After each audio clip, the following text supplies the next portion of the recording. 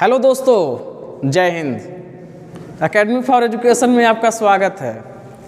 हम लगातार बोर्ड की तैयारी शुरू हो चुकी में हम कुछ न कुछ टॉपिक की बातें करते आ रहे हैं। आज हम क्या बात करेंगे, क्लास 11th की फिजिक्स के कुछ ऐसे क्वेश्चन के बारे में बात करेंगे जो आपके सीधे सीधे ये एग्ज़ाम में पूछे जाते हैं और ये बहुत इंपॉर्टेंट क्वेश्चन है। आगे चलकर भी आप इस क्वेश्चन को क्या कर सकते हैं, तार्किक माध्यम से लगा सकते हैं। तो चलिए हम आज बात करेंगे क्लास 11th के भौतिक विज्ञान में मॉडल पेपर की पहले क्वेश्चन की बात करेंगे। वो क्वेश्चन आपके सामने लिखा गया है बोर्ड पर। तो देखिए क्वेश्चन क्या है कि प्रक्षेप गति का अर्थ समझाना है और यदि किसी पिंड को क्षैतिज से कोई कोण बनाया जाए और उसे ऊपर की ओर प्रक्षेपित किया जाए तो उस उड्डयन काल के लिए सूत्र निगमित करना है। इसका अर्थात हमको क्या सिद्ध करना है कि t बराबर क्या है 2u sin थीटा अपन जी, क्या करना है, सिद्ध करना है। तो हमारे दिमाग में ये क्या होना चाहिए कि हमको सबसे पहले क्या करना है और उसके बाद उसको आगे कितना सिद्ध करना है। तो सबसे पहले क्वेश्चन के हिसाब से चलिए। तो क्वेश्चन क्या पूछा था, प्रक्षेप गति का अर्थ बताना है। तो सबसे पहले लिखेंगे प्रक्षेप गति का अर्थ है किसी पिंड को यदि एक प्रारंभिक वेग से ऊर्ध्वाधर दिशा से भिन्न दिशा में क्या किया, फेंका जाता है। जैसे मान लीजिए आपको कोई कण लिए हैं, कण को क्या करिए, इस तरह से ऊपर करके इस तरह से फेंकिए।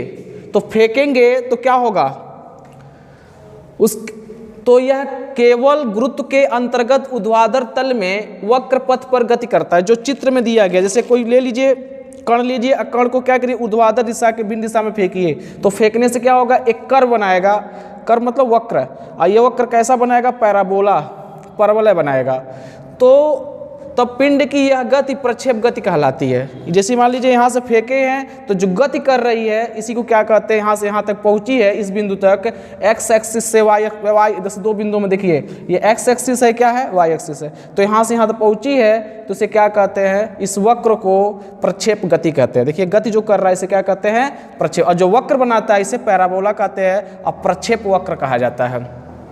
यह कैसी भी गति होती है, द्विविमीय गति होती है। इस गति के दौरान वेग का क्षैतिज घटक का मान कितना होता है, ux equal to U cos theta होता है। जो क्षैतिज घटक का मान कितना होता है, ux बराबर यू कॉस थीटा, तथा त्वरण क्या रहता है, कांस्टेंट रहता है, नियत रहता है।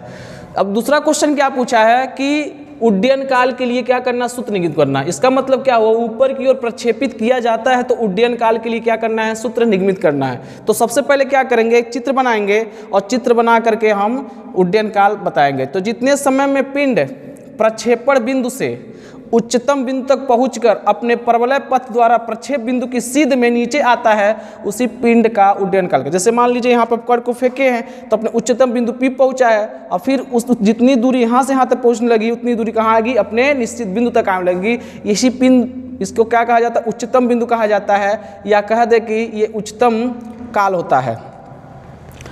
ये चित्र में देख लीजिए, हम क्या किए, दो घटकों को तोड़ दिए हैं। एक्स एक्सिस है, इसका वेग कितना होगा, ux होगा, इसका कितना होगा, uy होगा। अगर प्रारंभिक वेग क्या हो, u हो। अगर अंतिम वेग जाएंगे तो अंतिम वेग vy कितना होता है, 0 हो जाता है, क्योंकि जब कोई पिंड गति करती है जहाँ रुकती है वहाँ क्या हो जाता है, अंतिम वेग 0 हो जाता है। और ये जो मोशन कर रहा है इसे प्रोजेक्टाइल मोशन कहते हैं और v बराबर कितना हो जाता है, vx हो जाता है। तो अतः प्रारंभिक वेग u का क्षैतिज घटक, दो क्षैतिज घटक प्राप्त होंगे, एक ux प्राप्त होगा जिसका मान कितना होगा, इस चित्र के अनुसार u cos थीटा होगा, समीकरण 1 मानेंगे, तथा ऊर्ध्वाधर घटक जो होगा ये वाला uy कितना होगा, u sin थीटा होगा, समीकरण नंबर 2 मान लेंगे। अतः आगे क्या करेंगे, माना कि पिंड अपने पथ के उच्चतम बिंदु P पर पहुंचती है। देखिए ये पिंड क्या था, अपने उच्चतम बिंदु किस पे पहुंचा है, P पर पहुंचने पर।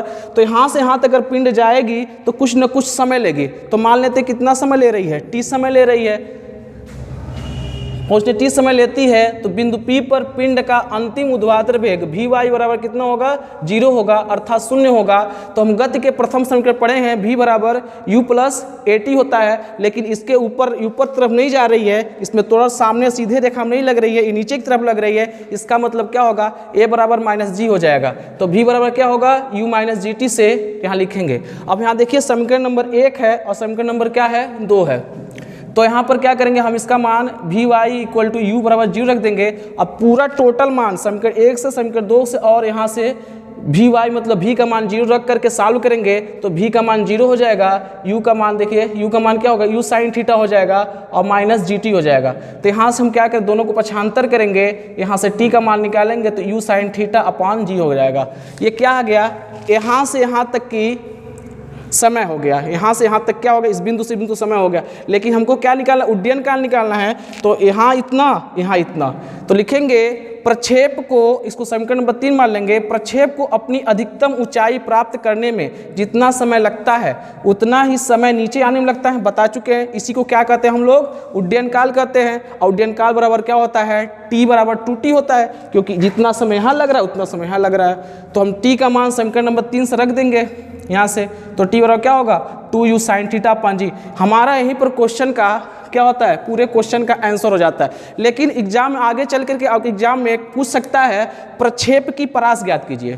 क्या ज्ञात कीजिए, प्रक्षेप की परास। तो इसके आगे हम क्या करते हैं, देखिए नीचे जो यहाँ से यहाँ तक दूरी जो होती है उसे क्या कहते हैं, प्रक्षेप की परास कहते हैं। जिस बिंदु तक ये जाती है तो उसे r से प्रदर्शित करते हैं, इंग्लिश में रेंज कहा जाता है। तो उड्डयन काल के दौरान पिंड जितनी क्षैतिज दूरी तय करता है उसे प्रक्षेप की क्या कहते हैं, परास कहते हैं। प्रक्षेप की परास जो होती है क्षैतिज वेग और उड्डयन काल के गुणनफल के बराबर होता है। तो ux का कितना मान है समीकरण नंबर 1 से, u cos थीटा, तो u cos थीटा लिख देते हैं। और t तक t का मान निकाले ही है, 2u साइन थीटा अपन जी समीकरण नंबर 4 से।